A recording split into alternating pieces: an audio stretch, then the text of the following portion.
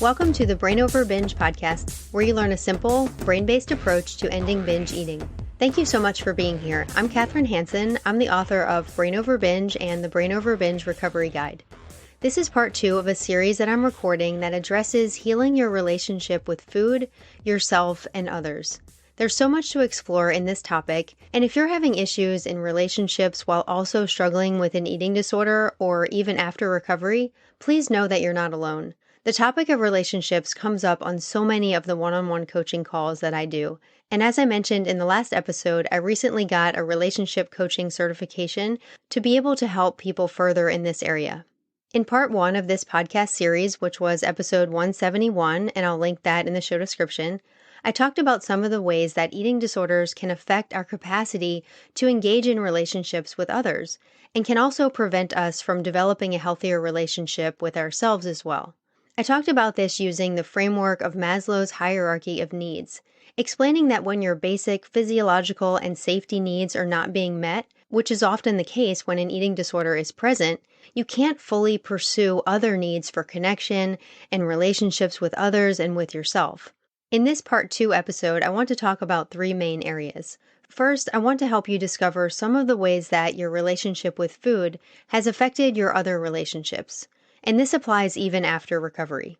The second thing I want to address is separating the relationship issues as much as possible from your ability to recover, so that you can overcome your issues with food regardless of what is going on in relationships.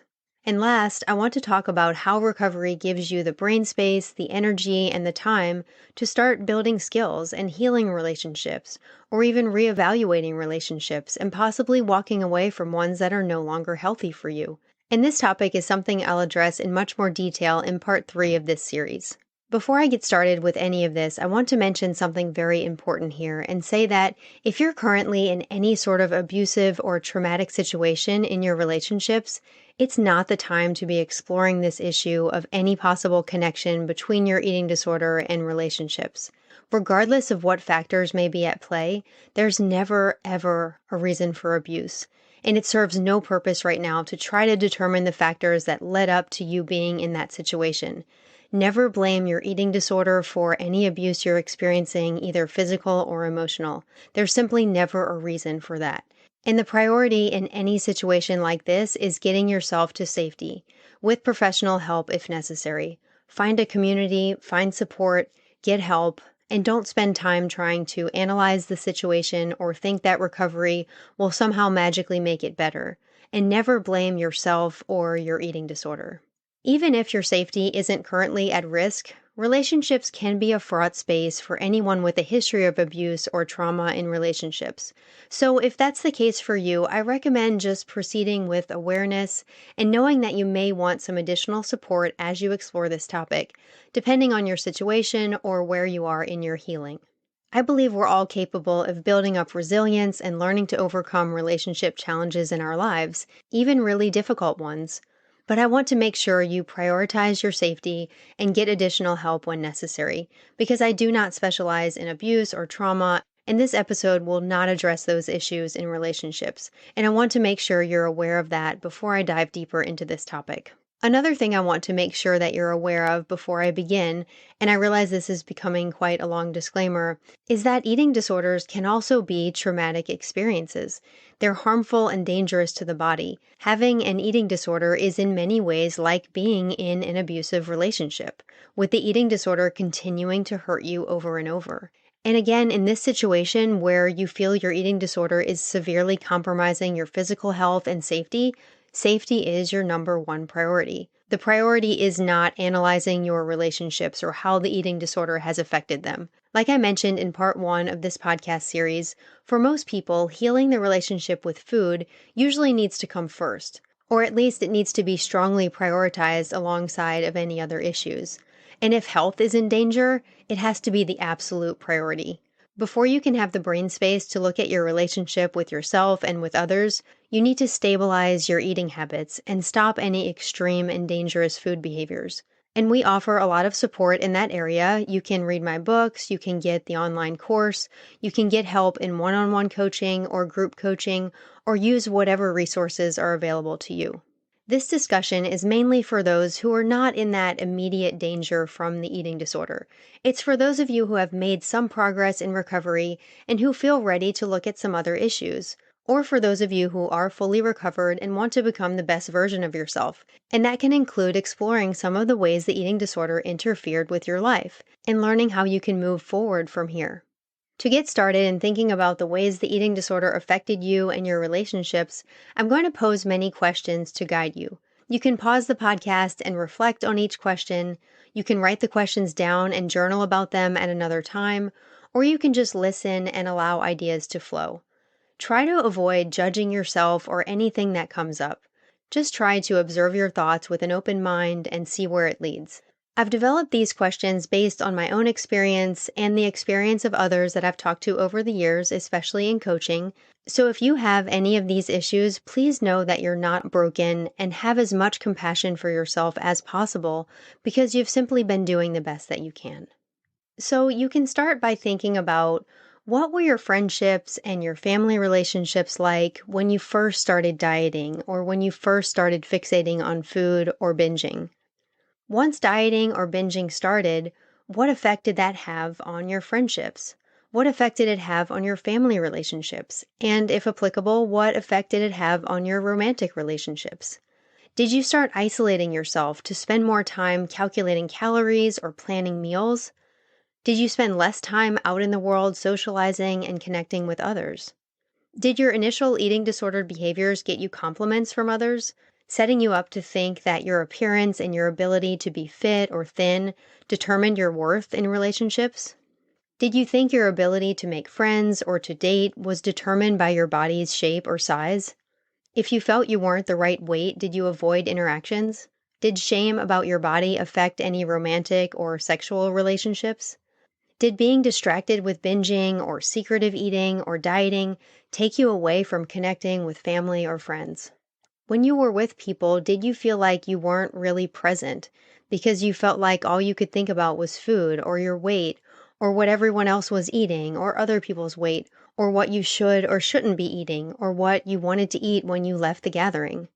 Did the physical effects of binging make you avoid friends, miss work, cancel plans, avoid romantic partners, or avoid trying to form new connections? Did your eating issues influence relationship decisions, like who to date, or the decision to continue or end a relationship, or the decision to get married or even have children? Did purging behaviors or overexercising make you too exhausted to socialize and connect with others? Did you hide from people because you had gained weight and didn't believe you would be accepted? Did you share your eating disorder struggles with people who did not react well and made you feel even worse about yourself? Did you start struggling with food as a young child, and did food start to feel like your only friend? At some point, did you give up on even trying to form bonds with others because you felt so connected to food? Did eating feel safer in some ways than putting yourself out there and risk getting hurt?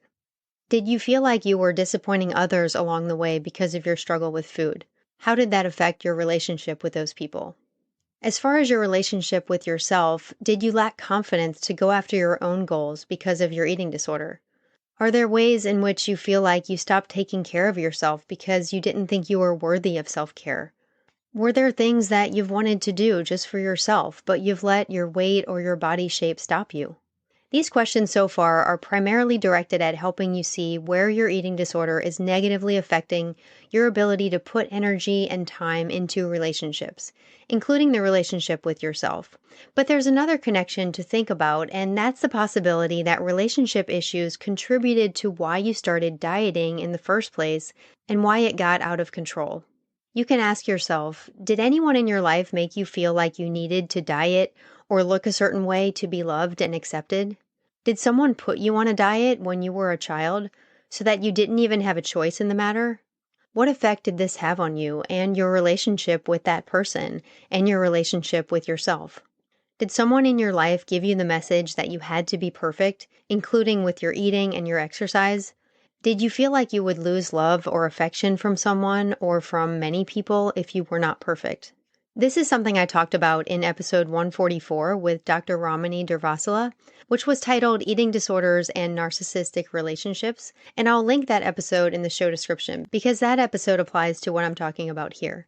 There's also the issue of developing a connection between binging and relationship stress over time, so that the relationship stress starts to automatically lead to urges to binge, and you end up with this experience of binging getting worse when relationship problems get worse. And this connection can go in another direction as well, in that a good relationship might have a positive effect on your recovery. I've had more than a few people tell me about time periods when they were in new, exciting relationships or living with someone for the first time, and that temporarily quieted their urges to binge. Or even if their urges did not decrease, they simply did not follow them because they knew binging was not an option because that person was always around. And because of that, they quit the habit for a period of time. This is not to say that good relationships are a cure for binging, but different factors can affect our patterns, and we all have different patterns, and I'm just encouraging you to notice the unique connections in your own life. You can ask yourself, have relationships ever had a positive effect as far as my eating disorder? How did that play out?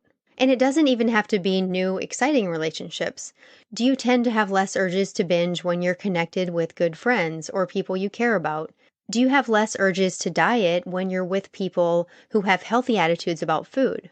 These questions are certainly not exhaustive of every possible connection of eating issues and relationships, but I hope they give you a place to start as far as exploring this area. The next topic I want to address is separating the relationship issues as much as possible from your ability to stop binging and stop harmful, restrictive behaviors and develop a healthy relationship with food.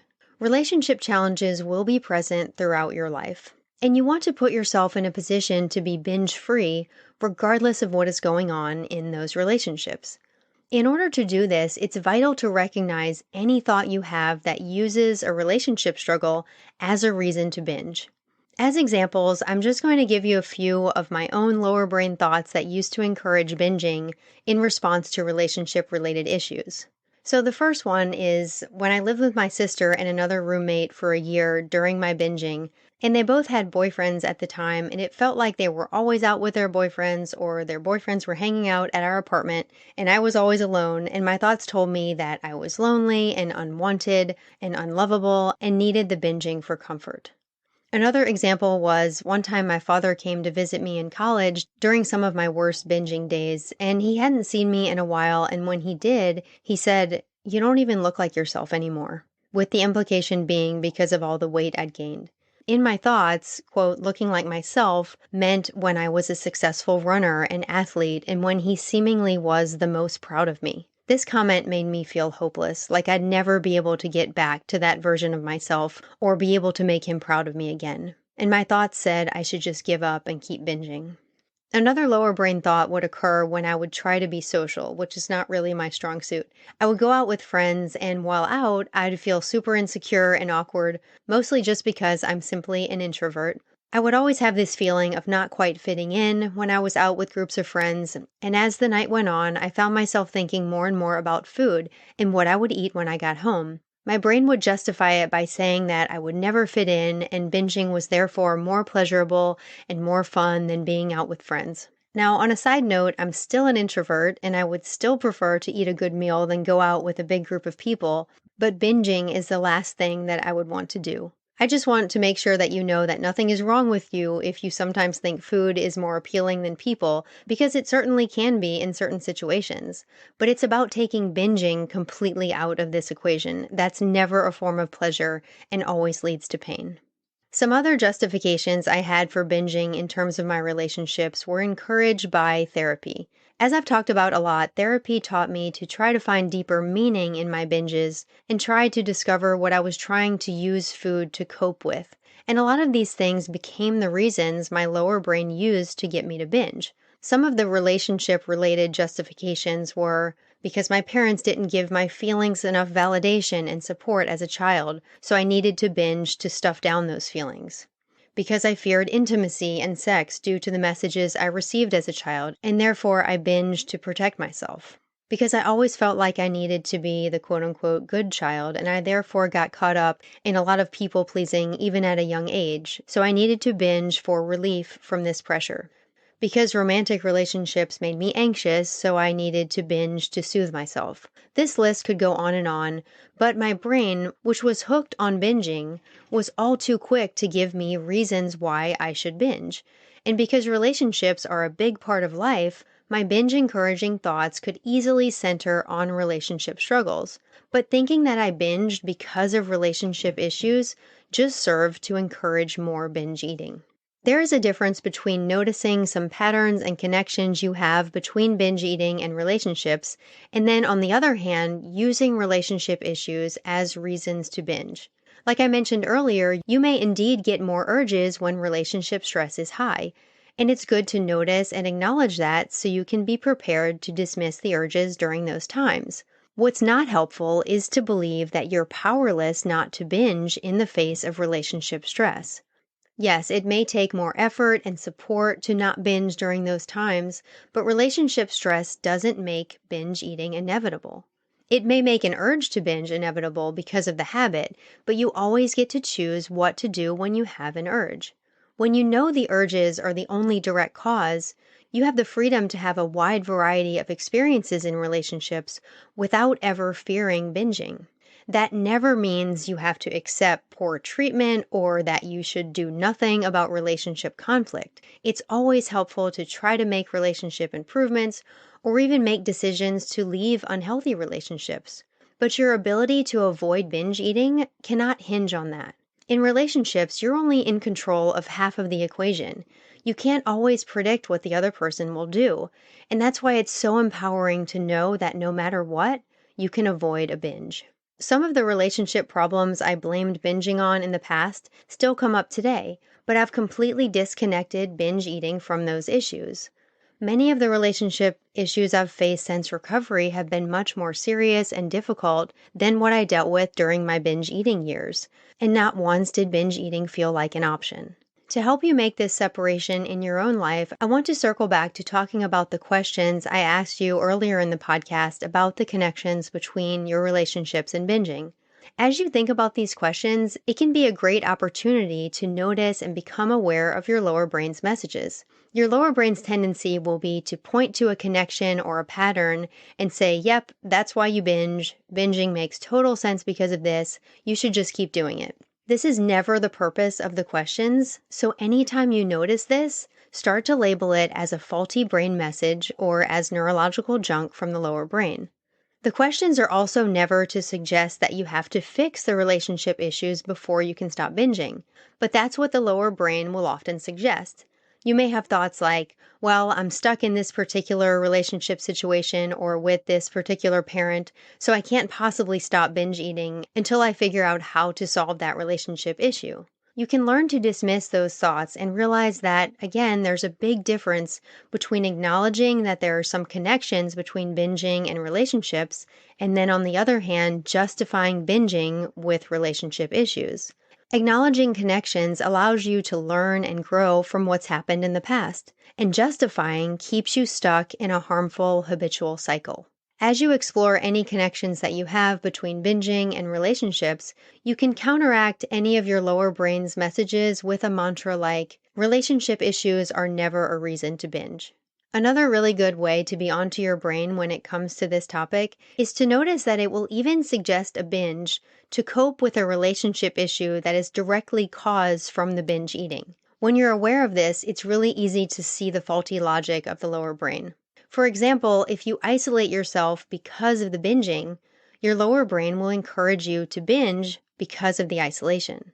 Once you start to see that these issues are not reasons to binge, and once you see that binging doesn't help solve any relationship issue, it opens you up to start finding real solutions, which is the third and final topic of this episode. When you take binging out of the equation, and when you take dieting out of the equation as well, you give yourself the brain space, energy, and time to start learning new relationship skills, especially some that you feel like maybe you never truly developed because the eating disorder got in the way during your formative years. It opens you up to reevaluating relationships and possibly even walking away from ones that are no longer healthy for you. It opens you up to learning coping and communication skills for difficult relationships that you can't or don't want to leave. When you disconnect binge eating from this endeavor of improving relationships, it gives you so much freedom because you don't have to worry about doing all of this quote-unquote right in order to avoid a binge. You can get curious about the ways you want to show up in relationships or the type of people you want to connect with or the ways you want to improve your relationship with yourself. And you can know that no matter what happens, you can continue dismissing urges to binge and you can continue eating adequately. Doing this gave me freedom that I never thought possible. And it's hard to believe, but it's been almost 20 years since I recovered. And through these 20 years, I've never believed that my continued freedom depended on fixing anything within myself or within my relationships. And I believe this has made such a huge difference. But as I'll talk about more in part 3 of this series, there were things to improve and there were things to heal within myself and within my relationships. Some of those things related to the past eating disorder and some of those things unrelated. And I'm thankful that I've had a chance to do that over the past 20 years, even though I have not always done it perfectly. If you're anything like I was, you've probably been in fixing mode in relation to your eating disorder for a very long time. And I want you to start to get excited about turning towards some other things in your life and addressing those things, even if some of those things are very difficult. It's refreshing to start to look at your life as a binge-free person and see what you want to make of it, and think about who you want to be on this journey with, and how you want to relate to the people around you, and how you want to take care of yourself along the way. Thank you so much for listening to part 2 of this discussion of healing your relationship with food, yourself, and others. I look forward to talking about this topic again soon. If you want personalized guidance exploring this or any other issue in recovery, you can find links to learn about one-on-one coaching and group coaching in the show description. For the one-on-one coaching, Coach Julie and I have either full 45-minute sessions or 20-minute sessions at a reduced rate if you just need some quick guidance and advice. You can also get my extensive self-paced online course for only $18.99 per month, and that is in the show description as well, along with links to both of my books and the free 30-day inspiration booklet as well. Thank you so much for joining me today. Wherever you are in your recovery or in your relationships, I want to encourage you and remind you that you have the power to change your brain and live a binge-free life. The Brain Over Binge podcast is produced and recorded by Brain Over Binge Recovery Coaching, LLC. All work is copyrighted by Brain Over Binge Recovery Coaching, LLC, and all rights are reserved. As a disclaimer, the hosts of the Brain Over Binge podcast are not professional counselors or licensed healthcare providers, and this podcast is not a substitute for medical advice or any form of professional therapy. Eating disorders can have serious health consequences, and you are strongly advised to seek medical attention for matters relating to your health. Please get help when you need it, and good luck on your journey.